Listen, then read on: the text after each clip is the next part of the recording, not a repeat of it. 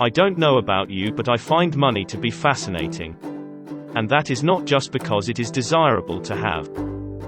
One of the most fascinating things about money is the fact that it immediately attracts attention, even though on the other side of that attention there is not much action.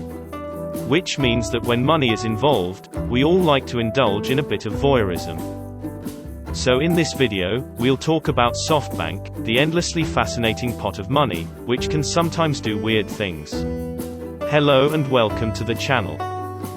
Recently there was a slightly weird article on SoftBank in the Financial Times about investment decision making at the firm. The key highlight of the piece was a comment by a senior staffer at SoftBank saying, "If Massa has already said yes, who am I to object?" I mean, of course. Of course, you would not like to go against the boss. We all know about that. Why is that article even in the press? Who does it help? On top of that bit of weirdness, note that the readers have zero say on how SoftBank chooses to conduct its business. They can't influence the money that SoftBank receives from its LPs or gives to its investees or back to its investors. That son has a track record of tremendous profits and tremendously foolish investments are for all to see and evaluate. How he manages his house is between him and his investors. But if we think for a moment, is there really a conflict of interest at SoftBank? I don't know, maybe. Son is managing money from various different sources. He is managing his own money as well as other people's money. One can imagine that this could be a situation rife with potential conflicts of interest. For example, if there is a really lucrative opportunity to invest, an asset which can get really high returns while the risks are also contained, which fund should invest into it? Should it be Son's own money or should it be other people's money that Son is managing? If he decides to use his own money for the investment, his investors who gave him their money to manage and invest may be miffed. These are hard questions which SoftBank may be dealing with quite regularly.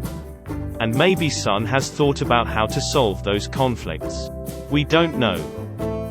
Here's the FT article talking about a recent investment by SoftBank. In April, Norwegian warehouse automation company AutoStore announced that SoftBank had paid $2.8 billion for a 40% stake in the private company.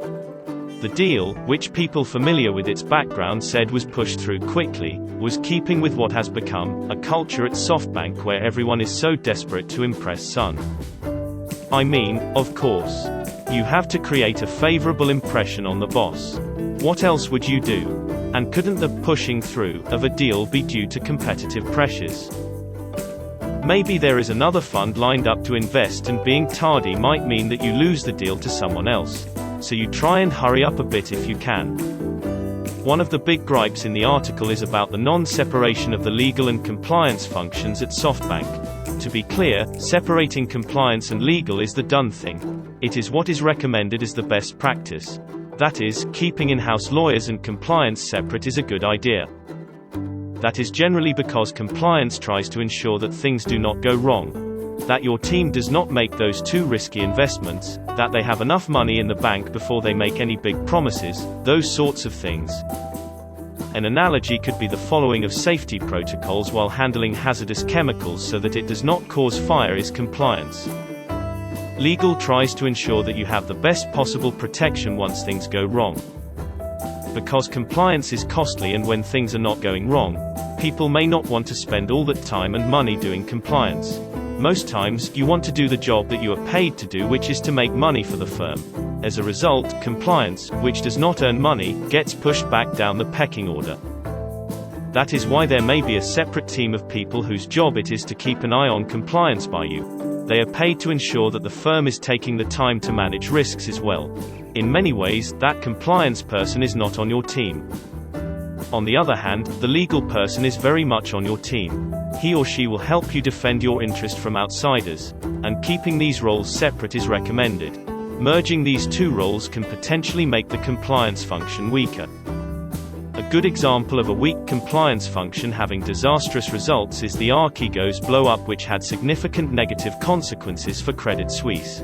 Credit Suisse's compliance function didn't work properly and they lost a ton of money. About $5 billion. That's huge.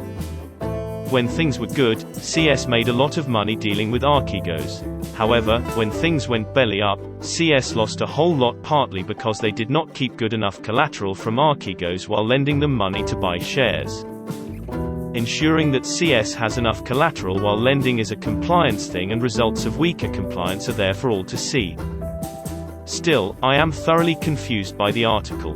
Maybe the investors are worried about Son's investing habits and want to rein him in a bit.